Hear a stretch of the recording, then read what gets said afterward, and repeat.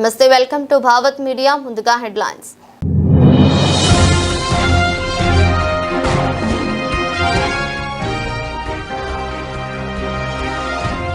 అమెరికాలో రిలయన్స్ భారీ పెట్టుబడి, ట్రంప్ సంచలన ప్రకటన.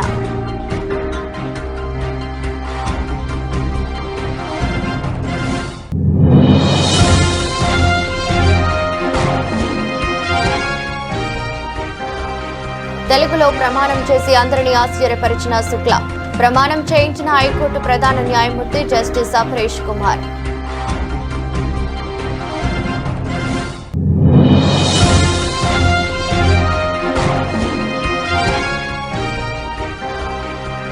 వెలుగుమట్ల గాజా అయినట్లు రేపు తెలంగాణ మొత్తం గాజా అవబోతుంది.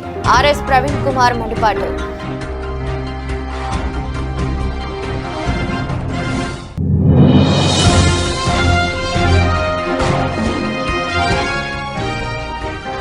మధ్యప్రాచ్యంలో ముదురుతున్న యుద్ధం. బాగ్దాద్ విమానాశ్రయంపై డ్రోన్ దాడి.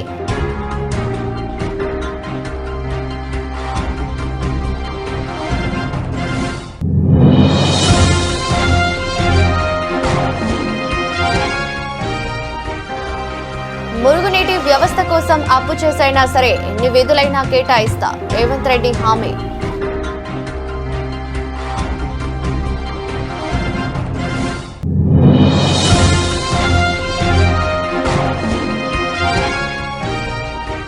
చంద్రబాబు చేస్తున్న పరిపాలనకు ఇస్తున్న బిల్డప్ కు తేడాను స్పష్టంగా చూపించే లెక్క ఇది. మాజీ సీఎం వైఎస్ జగన్ ఎద్దేవా.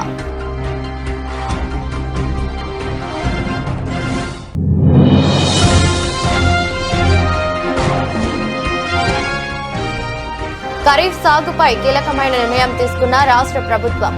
మే 15 నుంచే ఖరీఫ్ సాగుకు సిద్ధమవ్వాలని ముఖ్యమంత్రి ఆదేశాలు.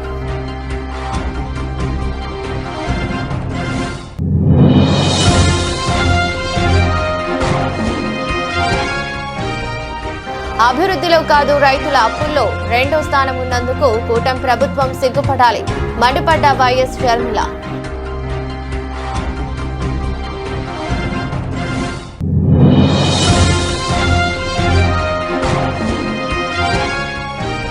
కాంగ్రెస్ పార్టీలో కొనసాగే పరిస్థితి లేదు. సందర్భం వచ్చినప్పుడు దీనిపై నిర్ణయం తీసుకుంటా, మాజీ మంత్రి జీవన్ రెడ్డి.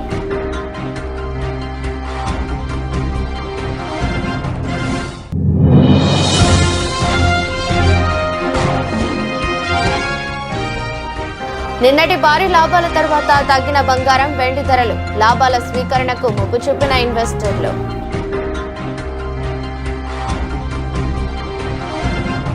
అమెరికా ఇంధన రంగంలో ఒక చారిత్రాత్మక అధ్యాయం మొదలైంది. గత 50 ఏళ్లలో ఎన్నడూ లేని విధంగా అమెరికాలో మొట్టమొదటి కొత్త ఆయిల్ రిఫైనరీని నిర్మిస్తున్నట్లు అధ్యక్షుడు డొనాల్డ్ ట్రంప్ ప్రకటించారు. టెక్సాస్లోని బౌన్స్విల్లే పోర్టు వద్ద నిర్మించబోయే ఈ భారీ ప్రాజెక్టులో భారతీయ దిగ్గజ సంస్థ రిలయన్స్ ఇండస్ట్రీస్ భాగస్వామిగా ఉండటం విశేషం. ఈ ప్రాజెక్టు విలువ సుమారు $300 బిలియన్, కరెన్సీ దాదాపు 25 లక్షల కోట్లు. ఇది అమెరికా చరిత్రలోనే అతిపెద్ద డీల్ అని ట్రంప్ అభివర్ణించారు. తన social media platform truth social వేదికగా ఈ విషయాన్ని ప్రకటిస్తూ, భారతదేశంలోని మా భాగస్వాములకు అక్కడి అతిపెద్ద ప్రైవేట్ ఇంధన సంస్థ రిలయన్స్ కు ఈ భారీ పెట్టుబడి పెట్టినందుకు ధన్యవాదాలని తెలిపారు. అమెరికా ఫస్ట్ రిఫైనింగ్ అనే సంస్థ ఈ ప్రాజెక్టును చేపట్టనుంది. ఇది ప్రపంచంలోనే అత్యంత స్వచ్ఛమైన రిఫైనరీగా నిలుస్తుందని ట్రంప్ ధీమా వ్యక్తం చేశారు. పశ్చిమాసియాలో చమురు సరఫరాకు ఆటంకాలు కలుగుతున్న సమయంలో ఈ కొత్త రిఫైనరీ అమెరికా ఇంధన భద్రతను బలోపేతం చేయడమే కాకుండా వేలాది మందికి కొత్త ఉద్యోగాలను కల్పిస్తుందని ఆయన చెప్పారు. ముఖేష్ అంబానీ నేతృత్వంలోని రిలయన్స్ ఇండస్ట్రీస్ ఇప్పటికే ప్రపంచంలోనే అతిపెద్ద రిఫైనరీని నిర్వహిస్తుంది. ఇప్పుడు అమెరికాలో నిర్మించబోయే ఈ భారీ ప్రాజెక్టులో రిలయన్స్ భాగస్వామ్యం కావడం ద్వారా ఇరు దేశాల ఆర్థిక సంబంధాలు మరో స్థాయికి చేరుకున్నాయని విశ్లేషకులు భావిస్తున్నారు. పన్నుల తగ్గింపు, అనుమతుల సరళీకరణ వల్లే ఇలాంటి భారీ పెట్టుబడులు అమెరికాకు తిరిగి వస్తున్నాయని ట్రంప్ ఈ సందర్భంగా చెప్పుకొచ్చారు. The United States military began major combat operations in Iran. Our objective is to defend the American people by eliminating imminent threats from the Iranian regime, a vicious group of very hard, terrible people. Its menacing activities directly endanger the United States, our troops, our bases overseas, and our allies throughout the world. For 47 years, the Iranian regime has chanted death to America and waged an unending campaign of bloodshed and mass murder, targeting the United States, our troops, and the innocent people in many, many countries. Among the regime's very first acts was to back a violent takeover of the U.S. Embassy in Tehran, holding dozens of American hostages for 444 days. In 1983, Iran's proxies carried out the Marine barracks bombing in Beirut that killed 241 American military personnel. In 2000, they knew and were probably involved with the attack on the USS Cole. Many died. Iranian forces killed and maimed hundreds of American service members in Iraq. The regime's proxies have continued to launch countless attacks against American forces stationed in the Middle East in recent years, as well as U.S. naval and commercial vessels and international shipping lanes. It's been mass terror, and we're not going to put up with it any longer. From Lebanon to Yemen and Syria to Iraq, the regime has armed, trained, and funded terrorist militias that have soaked the earth with blood and guts.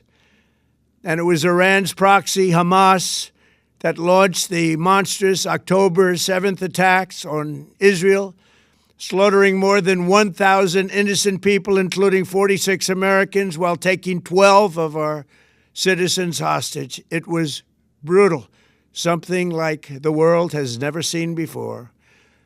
Iran is the world's #1 state sponsor of terror and just recently killed tens of thousands of its own citizens on the street as they protested. It has always been the policy of the United States, in particular, my administration, that this terrorist regime can never have a nuclear weapon. I'll say it again, they can never have a nuclear weapon. That is why in Operation Midnight Hammer last June, we obliterated the regime's nuclear program. Telangana రాష్ట్ర నూతన గవర్నర్గా శివ్ ప్రతాప్ శుక్లా బుధవారం ప్రమాణ స్వీకారం చేశారు.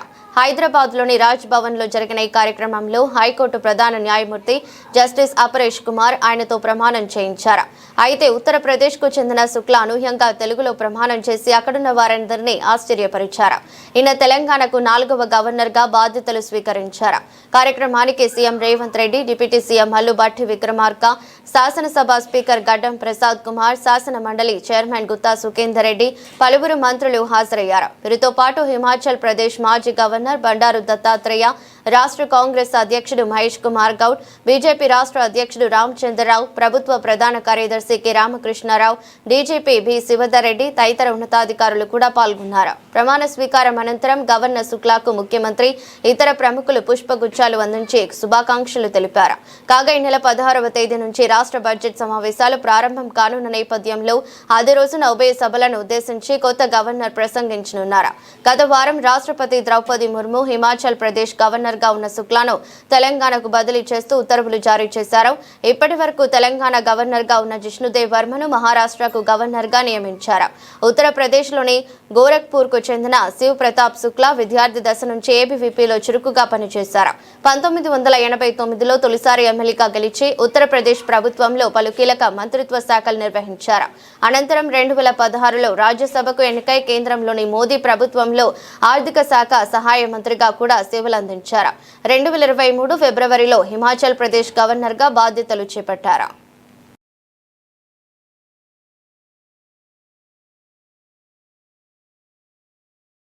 మహాత్మా గాంధీ మనవడు తుషార్ గాంధీ విగ్రహం మాకు అవసరం లేదని చెబుతున్నా కూడా వినకుండా రేవంత్ రెడ్డి పేదల ఇల్లు కూల్చుతున్నాడు.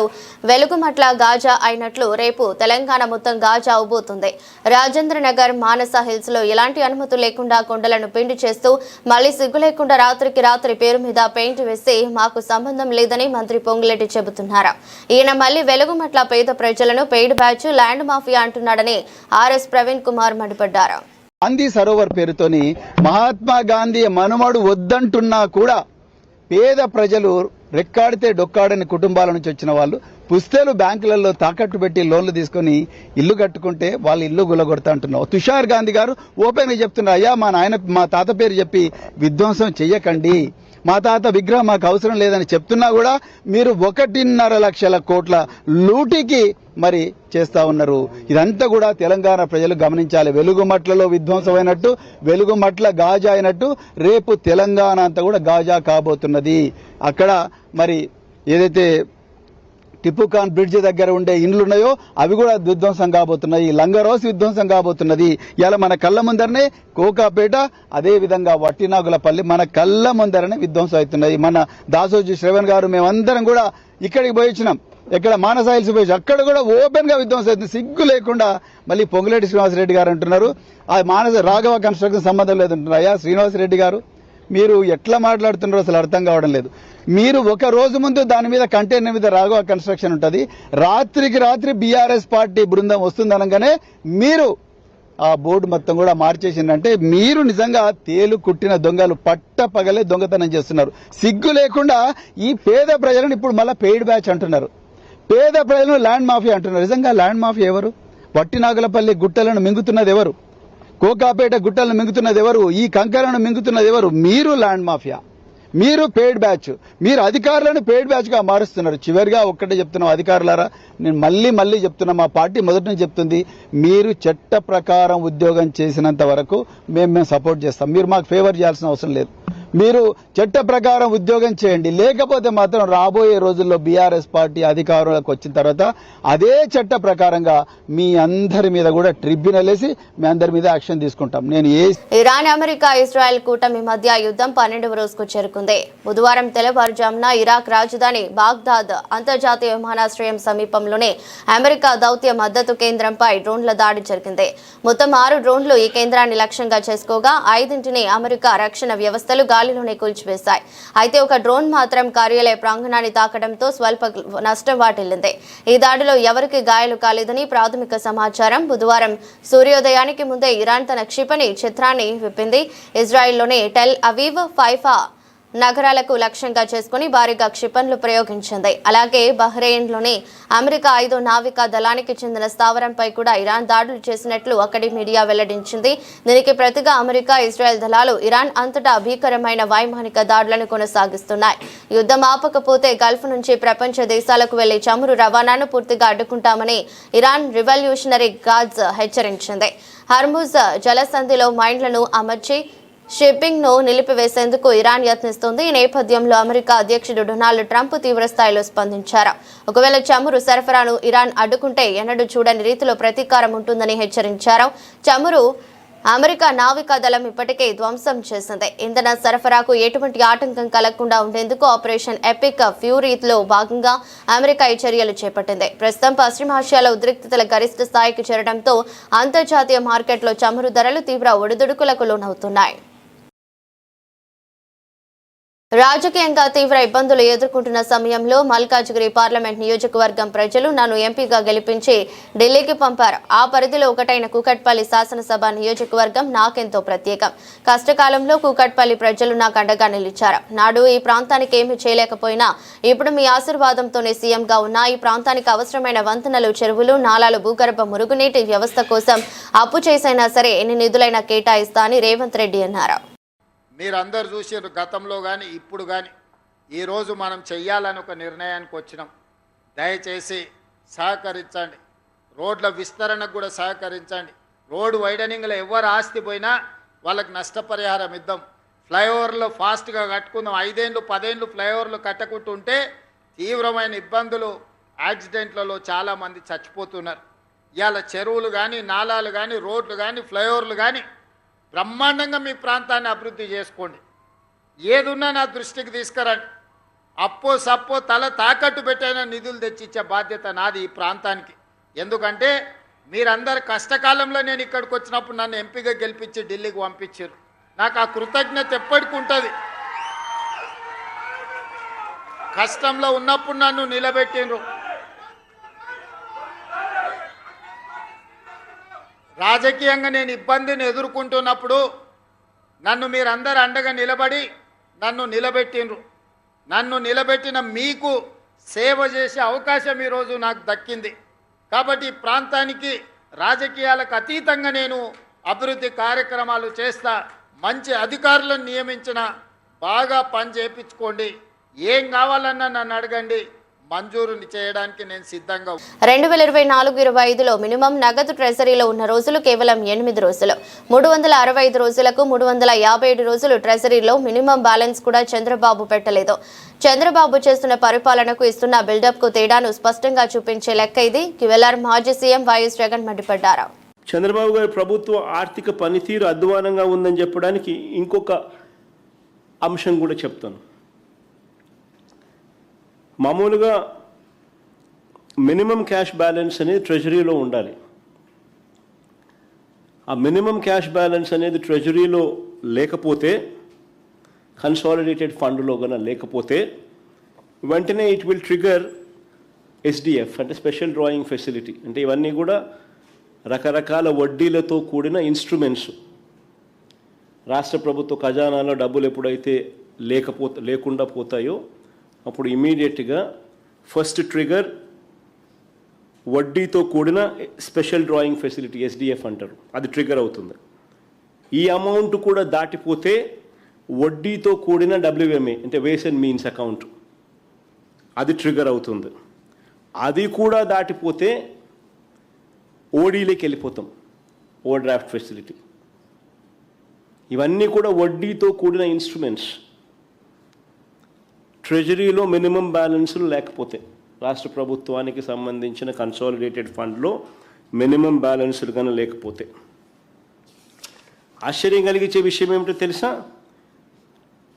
ఏ కష్టాలు కూడా చంద్రబాబు నాయుడు హయాంలో లేనప్పటికీ, మా హయాంలో అన్న కోవిడ్ లాంటి విపత్కర పరిస్థితులు చూసినాం, రకరకాల ఇబ్బందులకర పరిస్థితుల మధ్య రాష్ట్రాన్ని నడిపినాం. కానీ చంద్రబాబు నాయుడు గారు ఏ కష్టాలు లేనప్పటికీ 2024-25లో మినిమం నగదు ట్రెజరీలో అమరావతిలో జరుగుతున్న 6వ జిల్లా కలెక్టర్ల కాన్ఫరెన్స్ లో ముఖ్యమంత్రి కీలక దిశానిర్దేశం చేశారు. ప్రభుత్వం కేవలం బిలియనీర్లు, ట్రిలియనీర్ల కోసం మాత్రమే పనిచేయటం లేదని, పేదల సంక్షేమమే పరమావధిగా అడుగులు వేస్తోందని ఆయన స్పష్టం చేశారు.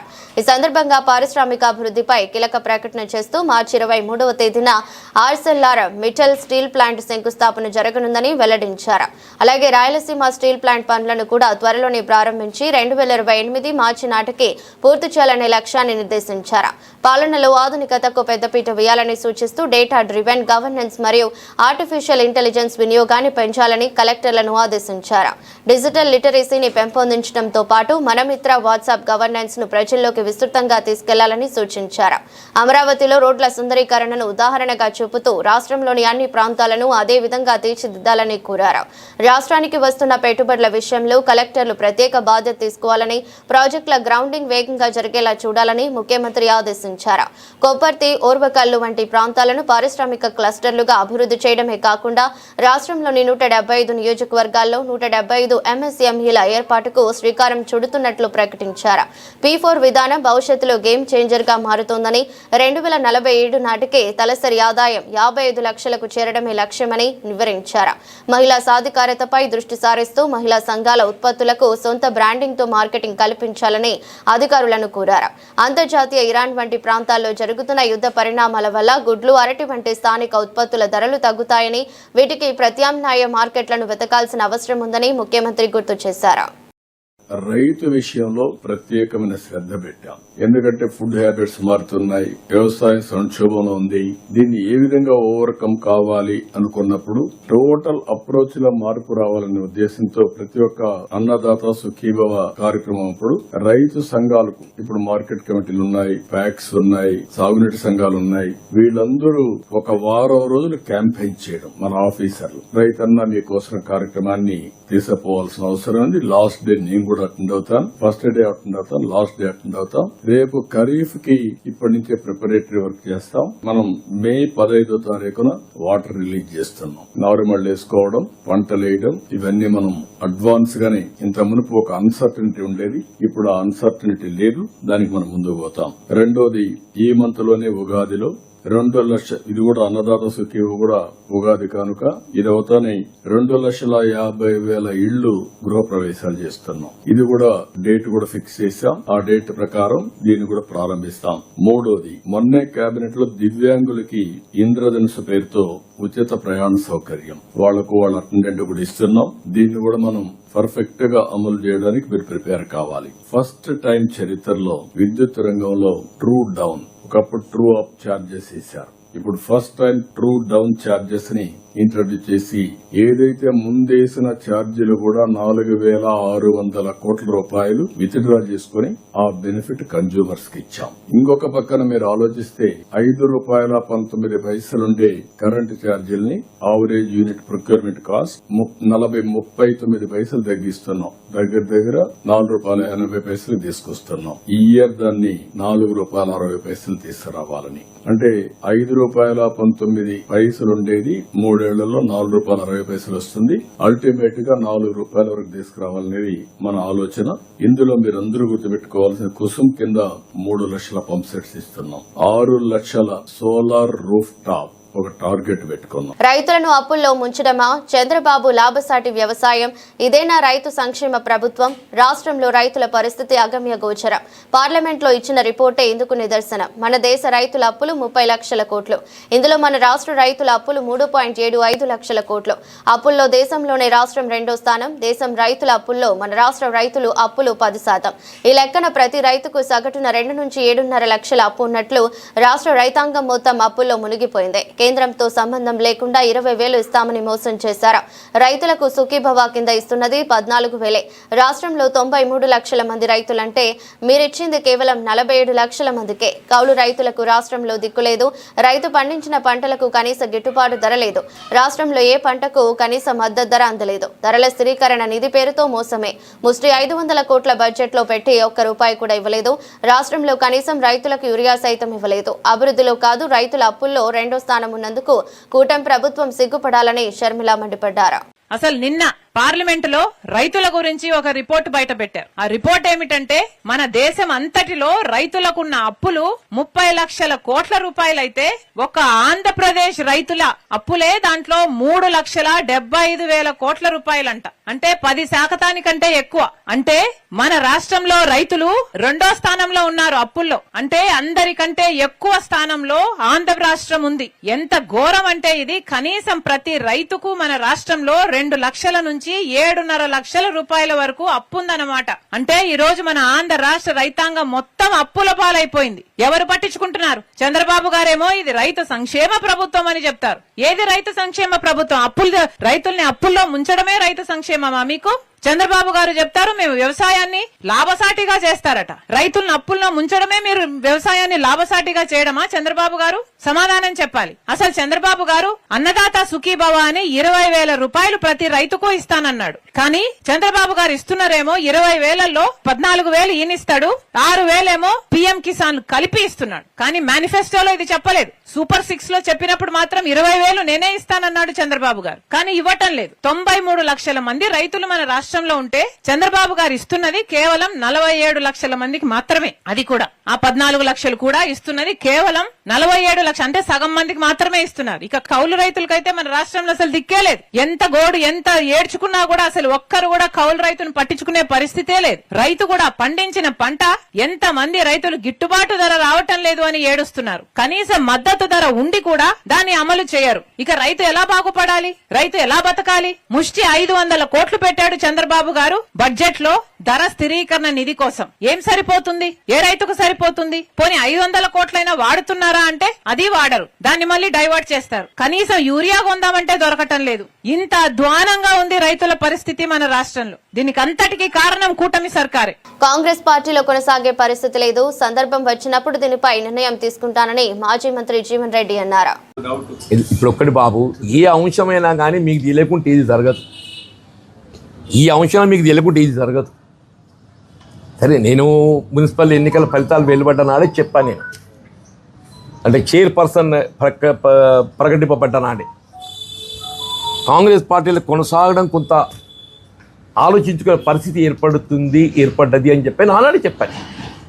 అంతే తప్పేది అవుతుంది కదా. దాని ఫర్దర్ ఇంతవరకు ఏం మూమెంట్ లేదు. చూద్దాం, లెటర్స్ సి.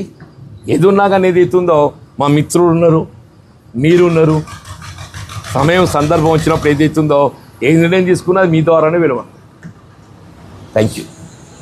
నిన్న భారీగా పెరిగిన బంగారం, వెండి ధరలు ఇవాళ కాస్త దిగొచ్చాయి. అంతర్జాతీయంగా ఇన్వెస్టర్లు లాభాల స్వీకరణకు మొగ్గు చూపడంతో బులియన్ మార్కెట్లో అమ్మకాల ఒత్తిడి కనిపించింది.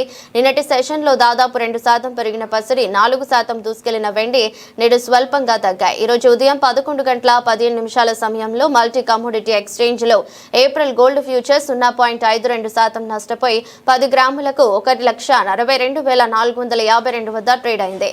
అలాగే మే సిల్వర్ ఫ్యూచర్స్ 1.69% క్షీణించి కిలోకు 2,73,150 వద్దకు చేరింది. ఇక అమెరికా డాలర్ బలహీనపడటం, కొనసాగుతున్న భౌగోళిక రాజకీయ ఉద్రిక్తతలు పసిడి పతనాన్ని కొంతవరకు అడ్డుకున్నాయి. యుఎస్ డాలర్ ఇండెక్స్ 0.07% తగ్గి 98.75 వద్ద ఉంది. డాలర్ బలహీనపడితే ఇతర కరెన్సీలు కలిగిన వారికి బంగారం కొనుగోలు చౌకగా మారుతుంది. మరోవైపు అంతర్జాతీయ మార్కెట్లో ముడి చమురు ధరలు బ్యారెల్కు $90 దిగువకు పడిపోవడం కూడా పసిడిపై ప్రభావం చూపుతోంది. ఇంటర్నేషనల్ ఎనర్జీ ఏజెన్సీ భారీ స్థాయిలో అత్యవసర నిల్వలను విడుదల చేయాలని ప్రతిపాదించడంతో చమురు ధరలు గత 4 సంవత్సరాలలో ఎన్నడూ లేనంతగా ఒకే రోజులో 11% పతనమయ్యాయి. చమురు ధరలు తగ్గడంతో ద్రవ్యోల్బణ భయాలు చల్లారాయి. దీంతో ద్రవ్యోల్బణానికి విరుగుడుగా భావించే బంగారానికి డిమాండ్ కొంత తగ్గింది. అమెరికా అధ్యక్షుడు డొనాల్డ్ ట్రంప్ యుద్ధంపై చేస్తున్న గందరగోళ ప్రకటనలు, మరోవైపు అమెరికా, ఇజ్రాయెల్ కలిసి ఇరాన్పై తీవ్ర వైమానిక దాడులు చేయడం వంటి పరిణామాలు మార్కెట్లో అనిశ్చితిని పెంచుతున్నాయి. ఈ నేపథ్యంలో ఇన్వెస్టర్లు ప్రస్తుతం అప్రమత్తంగా వ్యవహరిస్తున్నారు. శుక్రవారం వెలువడనున్న అమెరికా వ్యక్తిగత వినియోగ వ్యయాలు సూచీపై మార్కెట్ వర్గాలు దృష్టి సారించాయి. ఈ గణాంకాలు ద్రవ్యోల్బణం పోకడను, ఫెడ్ వడ్డీ రేట్ల కోతపై నిర్ణయాన్ని ప్రభావితం చేయనున్నాయి.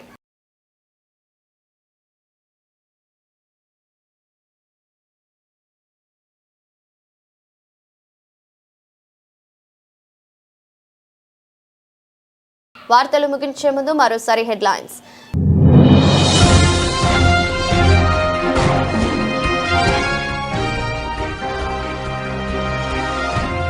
అమెరికాలో రిలయన్స్ భారీ పెట్టుబడి, ట్రంప్ సంచలన ప్రకటన.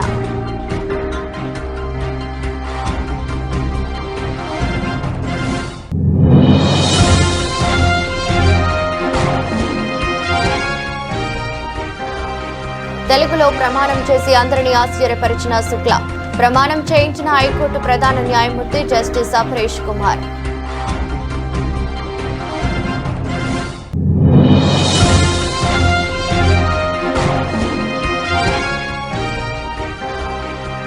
వెలుగుమట్ల గాజా అయినట్లు రేపు తెలంగాణ మొత్తం గాజా అవబోతుంది. ఆర్ఎస్ ప్రవీణ్ కుమార్ మండిపాటు.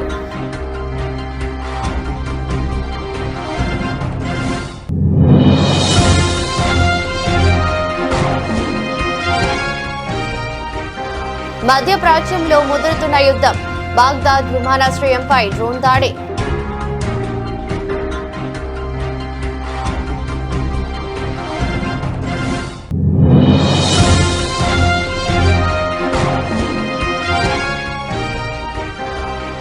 మురుగునీటి వ్యవస్థ కోసం అప్పు చేసైనా సరే ఎన్ని విధులైనా కేటాయిస్తా, రేవంత్ రెడ్డి హామీ.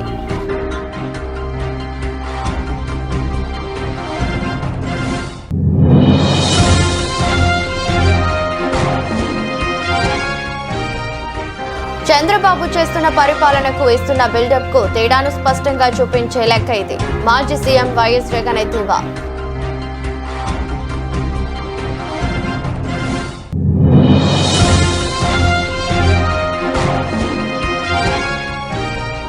ఖరీఫ్ సాగుపై కీలకమైన నిర్ణయం తీసుకున్న రాష్ట్ర ప్రభుత్వం.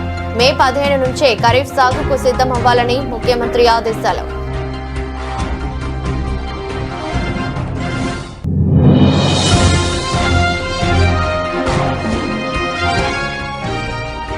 అభివృద్ధిలో కాదు రైతుల అప్పుల్లో రెండో స్థానం ఉన్నందుకు కూటమి ప్రభుత్వం సిగ్గుపడాలి, మండిపడ్డ వైఎస్ షర్మిల.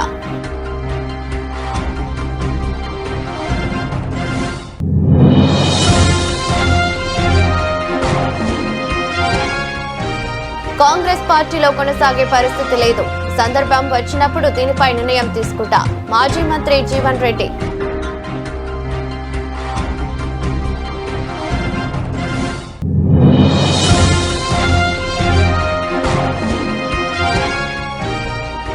నిన్నటి భారీ లాభాల తర్వాత తగ్గిన బంగారం వెండి ధరలు, లాభాల స్వీకరణకు మొగ్గు చూపిన ఇన్వెస్టర్లు.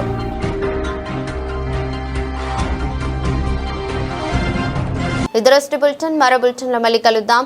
అంతవరకు సెలవు, నమస్కారం.